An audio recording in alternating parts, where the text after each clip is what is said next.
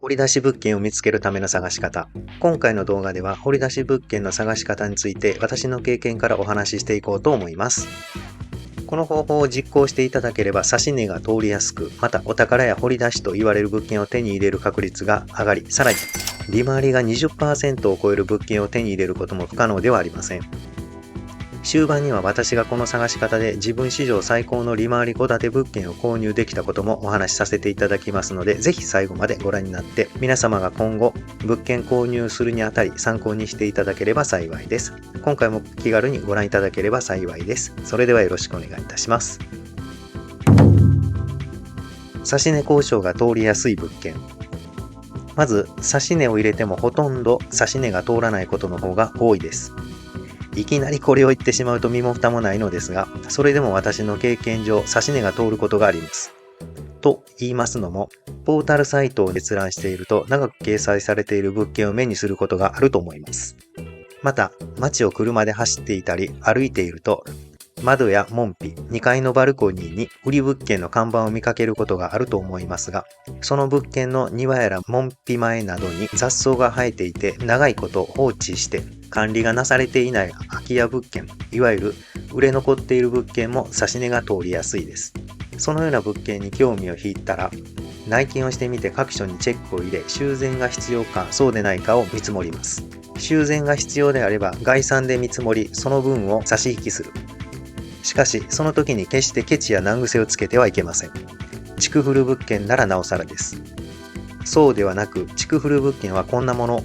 という程度にお考えいただき、良いところを見つけて話を進めましょう。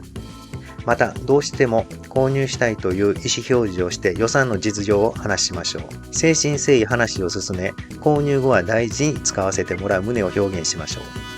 反対の立場なら、購入希望者に物件をけなされたり、ケチをつけられたり、古臭いと分かりきったことなどをくどくど言われてしまうと気分を害しますよね。売ってもらうというスタンスで行動しましょう。また、所有者さんが不動産屋の言いなりで少し過剰なリノベーションを行い、嫌気がさしたか、何かしらの理由で売り急ぐ場合もあります。その場合、売り主さんが短期で値下げを行ってきます。これはチャンスです。周辺環境に問題なければ指値を入れてみるといいでしょう。その後、その物件をいくらで指値を入れ、いくらで貸し出すかを考えます。もちろん周辺の家賃相場を調べたりしますが、その際に近隣の駐車場も探しておきましょう。もちろん、月額利用料も調べましょう。そこで大体の表面利回りを立てます。短期所有か中長期所有なのか検討しましょう。出口戦略ですね。事例ですが、私たちのグループでこういった指値で当初の約 19% 安く物件を購入した方もおられます。不動産で約 19% 安といえば利回りに与える影響は大きいです。元付け物件の探し方。専任業者を探す。探し方としてはポータルサイトでもいいのですが、仲介業者からの資料に記載してある場合があります。なぜ専任業者かというと、専任業者の場合は売り主と買い主両方から手数料をもらえるので指値交渉が成立しやすいです。中には事前に公開情報に記載してある場合もあります。相続物件の見つけ方。そんな中でもひときわ売り急いでいる物件を見つけることがあります。売り急いでいる理由の一つに相続物件と言われるものがあります。何度も言いますが、売り急いでいる物件には何かしらの理由があるので、指値が通りやすいです。私もラッキーなことに、この案件で相続物件を手に入れました。このお話は後ほど。最も取り扱いが多いと言われているのが信託系の不動産会社です。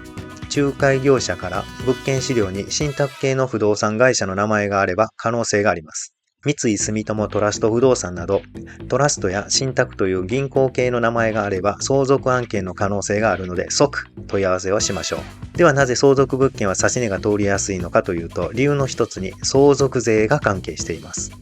被相続人がお亡くなりになり、その事実を知った翌日から10ヶ月以内に相続税を納めないといけないので売り急ぐ場合があります。もう一つの理由に、今まで不動産賃貸業に携わったことがないなどの理由や、相続人同士で話し合った結果、売りに出される傾向にあります。物件の有料性や利回りなどがよくわからないので、現金化を急ぐ傾向にあります。そういった物件に出会えたならもうラッキーでしかありません。そのことから、掘り出し物やお宝物件というものは結論として探すだけではなく作るということも大事なことになります。私の事例でいきますと、タイミングも良かったのだろうと思いますが、たまたま管理していただいた管理業者さんに物件探していますの一言からでした。これもたまたま売り主さんが相続した物件を売り急いで来店していました。こんな偶然ってあるんですね。私もびっくりでした。そんなこんなで即内見をさせていただくと、さらに驚く事実に直面し、今の手持ちがこれだけしかないのですが、良ければ今買いますとの意思表示をすると OK と即返事がありました。その驚くべき事実と言いますのも、柱や棟が普通よりも太いものが使用されてました。その相続物件の元々のオーナーさんは大工の棟梁でした。売り主さんはご存知だったようですが、売り主さんにすれば無用の長物らしく何の未練もなく売っていただけました。それもびっくり価格で、驚くような価格と作りで購入できた私自身も鮮明に覚えております。その物件を賃貸で貸し出した時は賃料10万円で今は8万5千円です。広さも十分で、今のご入居さんも当初は5人家族でしたが、お子様も独立されご夫婦のみで、今後もし退去になれば少しのリノベーションで5名程度でのシェアハウスとしての運用を画策しております。水道光熱費込み込みで約4万円弱を見込んでます。さすれば利回りも大幅アップ、もう期待しかありません。そもそもこの管理会社さんは相場から見れば少々高いめの管理料を納めていましたが、私がまだまだ駆け出しの頃に相談や解決策、良き知恵などをご教授してくださいました。そんな関係性からその管理会社さんに出向く時には必ず手土産を持参していました。といっても生活に必要なお米や卵ですけどね。余談ですが、この卵、流通量が少なく商品名も何かしらのご利益がありそうなんです。さらにめちゃくちゃ濃くてうまいですね。やはりご縁は大事ですね。皆さんの中にこういったこともあるよとかございましたらコメント欄に書き込んでいただき、皆さんとシェアできればと考えておりますので、コメントどうかよろしくお願いします。続報です。例の物件が驚きの展開に。その後、不確かな違和感を確認するためにご近所さんにお話をお伺いするも、皆さん口を揃えて言えませんの一言。ここでも似たような違和感に包まれながら、再度お伺いすると、そこの交番で聞いてください。とのこと。